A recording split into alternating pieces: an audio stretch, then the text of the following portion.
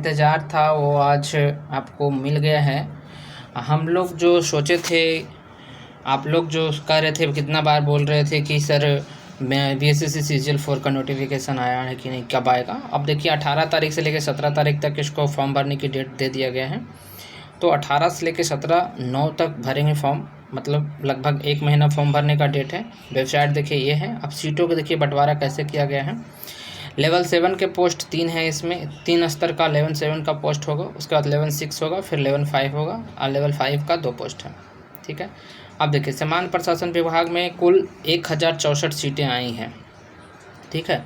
1064 सीटों में 572 तो हो गया जनरल लोगों के लिए, जो सभी राज्य के लोग भर सकते हैं। उसमें 200 महिलाएं होगी, जो सिर्फ बिहार के लोग, बिहार की महिला इसमें पार्टिसिपेट करेगी, जनरल वाली, समझ गए।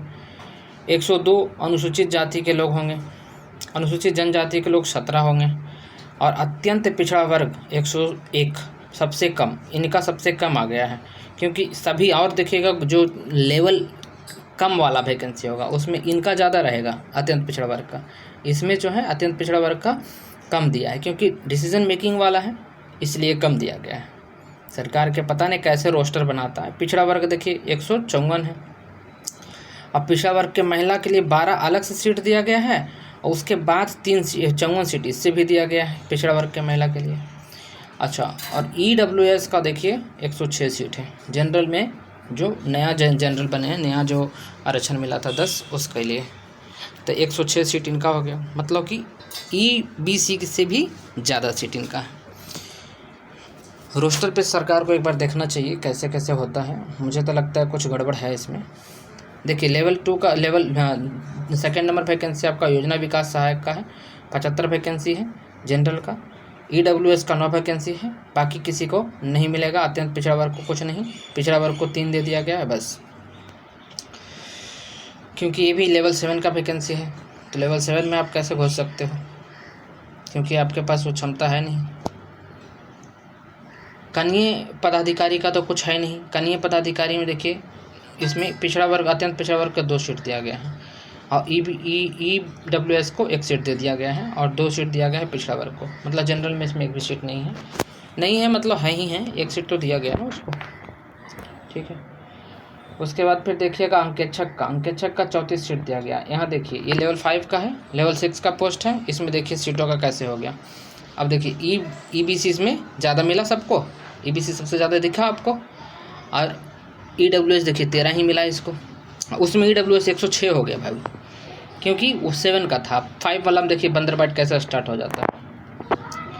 अंकेक्षक में देखिए 8 सीट फिर से मिला गया इसको, है ना। फिर आगे देखते हैं, कुल मिला के 146 सीट मिलता है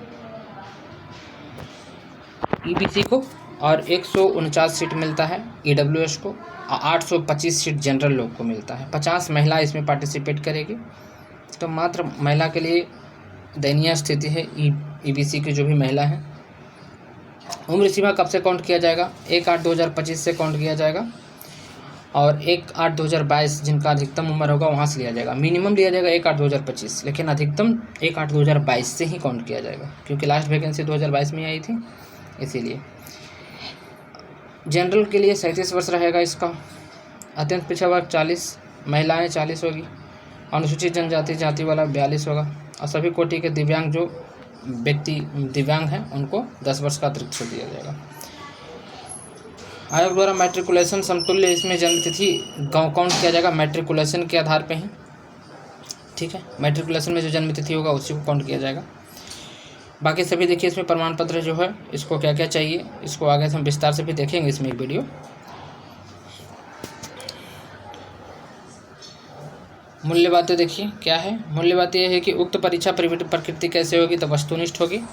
आरंभिक परीक्षा में देखिए वस्तुनिष्ठ होगा। 5 गुना अधिक स्टूडेंट को मेंस के लिए क्वालिफाई किया जाएगा। सामान्य अध्ययन, सामान्य विज्ञान, गणित और मानसिक योग्यता, मतलब 150 क्वेश्चन होगा। 50 रहेगा रीजनिंग, और 50 में साइंस और मैथ दोनों रहेगा, और 50 में पूरा रहेगा जीके। 2 घंटा 15 मिनट का समय मिलेगा। 1 अंक की कटौती कर ली जाएगी। और 4 एग्ज़ाम कब तक होने की संभावना है, तो इलेक्शन बाद होने की संभावना है, या तो जनवरी में हो जाए या दिसंबर में हो जाए एग्ज़ाम। लेकिन इसका प्रोसेस BSSC 12 से जो है ना, 12 लेवल वाला, उससे ज़्यादा फास्ट चलेगा। ठीक। भारत उसके पड़ोसी देश के लोग भी इसमें भर सकते हैं। सॉरी, सिलेबस क्या है इसको, अब भर भी सकते हैं, भारत और पड़ोसी देश के लोग भी। सिलेबस क्या है, तो सिलेबस लिखिए कि पड़ोसी भारत के पड़ोसी होंगे, भारत के इतिहास, संस्कृत, भूगोल, स्वतंत्रता आंदोलन होगा, कृषि होगा, भारत का प्राकृतिक संसाधन होगा। ये बिहार का योगदान क्या है आंदोलन में, ये भी मुख्य रहेगा बिहार का कुछ बिहार करंट अफेयर। विज्ञान में तो आप जानते हैं मैट्रिक के स्तर का सारे प्रश्न पूछा जाएगा, गणित और विज्ञान, भौतिक शास्त्र, रसायन, जीव विज्ञान, भूगोल रहेगा। गणित की संख्या पद्धति रहेगा। एडवांस में तो इसमें आता नहीं है, इसलिए जितना भी जम के मेहनत करना है अंक गणित पे करना है और सिलेक्शन लेके जा सकते हैं। बहुत ही अच्छा पोस्ट है। रीजनिंग में वही रीजनिंग होगा जो जनरल पूछा जाता है, ज़्यादा एडवांस का रहेगा नहीं इसमें। तो सिलेक्शन का जो एसएससी की तैयारी करते हैं उन बच्चों के लिए बहुत ही आसान हो गया है। मुख्य परीक्षा के देखिए क्या होगा, हिंदी, जो आहतन 30% अंक लाना पड़ेगा हिंदी में, बस और कुछ नहीं करना। मुख्य परीक्षा का विषय क्या रहेगा, समझ सेम विषय रहेगा, ये सब थोड़ा हार्ड हो जाएगा इसका, बस और कुछ नहीं। क्वालिफाइंग मार्क 40% है, इसका कोई मतलब बनता नहीं है, इतना कभी कट ऑफ जाएगा ही नहीं। क्वालिफाइंग मार्क 40% है, ये आप मान सकते हैं। ये इसके लिए जो हिंदी होगा, हिंदी को 30% जो अंक लाना है वो ज़रूर लाना पड़ेगा। अब देखिए परीक्षा शुल्क 540 रुपये रखा गया है जनरल और ओबीसी और ईडब्ल्यूएस के लिए। अब बाकी के लिए 135 रुपये, 135 रुपया। और बिहार के बाहर के लोग जो भी होंगे, महिला या पुरुष, उन लोग के 540 रुपये। कोई बड़ी बात नहीं, 540 रुपये दे के आप फॉर्म भर सकते हैं। आरक्षण उन्हीं को मिलेगा जो बिहार के लोग होंगे। आरक्षण का प्रमाण पत्र देखिएगा। आरक्षण का लाभ राज्य सरकार के संपद प्रचलित आरक्षित नियमों के अनुसार राज्य सरकार के समक्ष होगा। ऑनलाइन आवेदन पत्र इंगित करते समय कॉलम में आरक्षण का दावा नहीं करने वाले को आरक्षण का लाभ नहीं मिलेगा। ठीक है, ऑनलाइन में जो आप नहीं दावा करेंगे तो आरक्षण का नाम नहीं मिलेगा। ठीक है, जाति और लिंग आधार पर आरक्षण का लाभ उन्हीं को मिलेगा जो जिनके अस्थायी निवास बिहार में है, अर्थात जो बिहार के मूल निवासी हैं। बिहार राज्य से बाहर निवासी को आरक्षण का लाभ देय नहीं होगा। आवेदन में दिया गया अस्थायी पता आरक्षण के प्रयोजन के अस्थायी निवास अनुमान होगा, उक्त होगा। आरक्षण उन्हीं को मिलेगा जो बिहार के लोग होंगे। अनुसूचित जाति वगैरह ये भी समझ लेंगे। जाति प्रमाण पत्र अस्थायी, पिछड़ा वर्ग, अत्यंत पिछड़ा वर्ग, क्रीमी लेयर सहित प्रमाण पत्र को देना होगा। ठीक है, आरक्षण का दावा करने वाले विवाहित महिला को जाति क्रीमी लेयर सहित प्रमाण पत्र उनके पिता के नाम से बनेंगे। मतलब आप किसी भी कास्ट में विवाह हो गया, मान लीजिए आप ईबीसी के बच्चे हैं और आपका लड़की है और विवाह हो गया आपका जनरल से, तो आपको ईबीसी का ही लाभ मिलेगा। आरक्षण का दावा करने वाले उम्मीदवार अपनी जाति के अनुरूप कोटि के संतुष्ट होने के पश्चात ही आरक्षण कोटि का अंकन ऑनलाइन आवेदन में करेंगे। ठीक है, एवं ऑनलाइन आवेदन भरते समय उनके पास आरक्षण कोटि के अनुरूप समक्ष निर्गत प्रमाण पत्र होना चाहिए। किसी प्रकार के त्रुटि होने पर आरक्षण का दावा मान्य नहीं होगा एवं उन्हें सामान्य श्रेणी में काउंट कर लिया जाएगा। देखिए अच्छी बात है कि जैसे आप किसी भी प्रकार के मान लीजिए गलत कर दिए, ठीक है, तो आपको सामान्य श्रेणी में। उदाहरण के लिए बीसी कोटि के अभ्यर्थी ऑनलाइन आवेदन में आवेदन करते समय ईबीसी अंकित कर देते हैं, तो प्रमाण पत्र समीक्षा के दौरान बीसी कोटि का प्रमाण पत्र प्रस्तुत करते हैं तो उन्हें अनारक्षित कोटि में रखा जाएगा। समझ में आई बात? जैसे बीसी कैटेगरी के हैं, ईबीसी में डाल दिए हैं, आप बीसी वाला सर्टिफिकेट दिखा रहे हैं, तो उस समय आपको ना तो बीसी मानेगा ना ईबीसी मानेगा, कहेगा जनरल के कटअप से आए हो तो ठीक है। तो ये कन्फर्म है कि जनरल का कटअप कम ही जाएगा। यदि उम्मीदवार प्रमाण पत्र समीक्षा के दौरान संगत प्रमाण पत्र प्रस्तुत नहीं करते तो उन्हें अनारक्षित कोटि में डाल दिया जाएगा। ये सिंपल बात है, वे मान्य कर दिए जाएंगे। तदनुसार आयोजित प्रतियोगिता परीक्षा यथावत प्रारंभिक परीक्षा मुख्य परीक्षा का परीक्षा फल के संविदा का आवश्यक कार्रवाई की जाएगी। हाँ, प्रारंभिक में यदि जो आप बीसी कैटेगरी से आप लेके आ गए हैं रिजल्ट और मेंस में भी बीटी से लेके आ गए हैं और मेंस में ज़्यादा नंबर आ गया तो आपको निकाल दिया जाएगा। दोनों में आपको लाना पड़ेगा जनरल से, तब होगा। ठीक है, समान प्रशासन विभाग बिहार पटना के संकल्प ज्ञापन संख्या इतना 21/2025 के आलोक में राज्य के मूल निवासी बेंचमार्क दिव्यांग मात्र को 36 आरक्षण अनुमान्य कर दिया गया। दिव्यांग को लिए कर दिया गया है 4% और साथ ही साथ महिलाओं का 35% आरक्षण भी इसमें लागू कर दिया गया है। ठीक है, चलिए और आगे देखते हैं। सामान्य प्रशासन विभाग के विहित संलग्न भूतपूर्व सैनिक के लिए नातीपोता हैं, उनके लिए 1% का आरक्षण दिया गया है। महत्वपूर्ण निर्देशक क्या है देखिए, किसी भी अभ्यर्थी के परीक्षा में सम्मिलित होने के पश्चात प्रमाण पत्र निर्धारित आयोग द्वारा दिया जाएगा, यह अंतिम होगा। मात्र प्रवेश पत्र निर्गत करने का दावा पुष्टि नहीं कर सकते हैं कि आपका, ये तो सब कोई जानता है यार, प्रवेश पत्र निर्गत हो गया इसका मतलब ये नहीं है कि आप जॉब में आ गए हैं।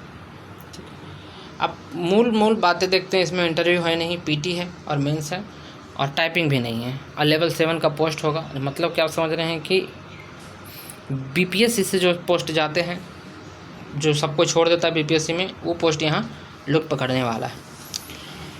ठीक है, तो 18/8 से स्टार्ट होगा, 17/9 तक रहेगा, 19/9 तक इसमें पैसा भर सकते हैं, शुल्क जमा कर ऑनलाइन कर सकते हैं और 17/9 तक परीक्षा का पैसा जमा कर सकते हैं।